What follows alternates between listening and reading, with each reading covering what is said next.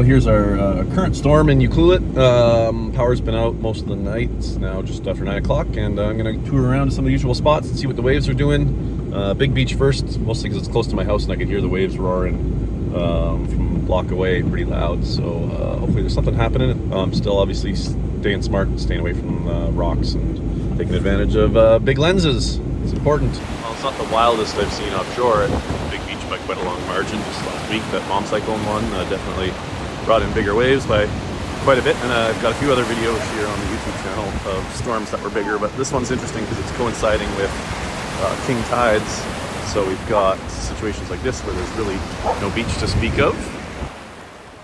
Now we're going to go and check out the lighthouse. Should be pretty good. That should be roughly where the waves are hitting.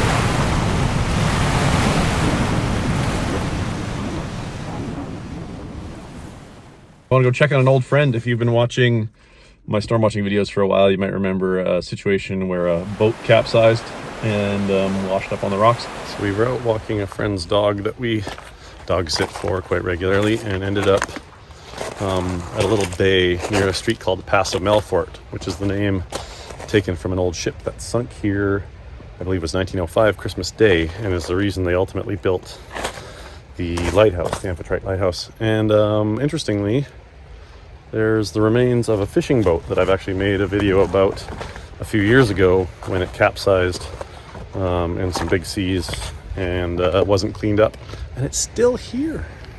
It's all marked up like it looks like something at a skate park that people have been riding on. Kind of wacky. Talked to a guy the other day that does salvage on things like this, and he said he had a plan that involved dragging it to the end of the rocks and floating it, but now that it's pushed up this far up the rocks, I don't know if that's going to be an option. Take a lot more work to drag it there to the water than it would have before when it was further up the coast in that direction. Yeah. I was there when that actually happened. Oh wow. Yeah, I saw when the boat. Oh man, that would have been scary for them.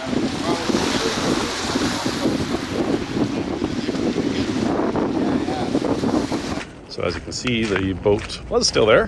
Hopefully it'll get removed soon. Looks like there's a plan. We're just elsewhere on a trail, gonna see what we can get. There's a bit of light at the moment, so maybe we'll get a pretty shot.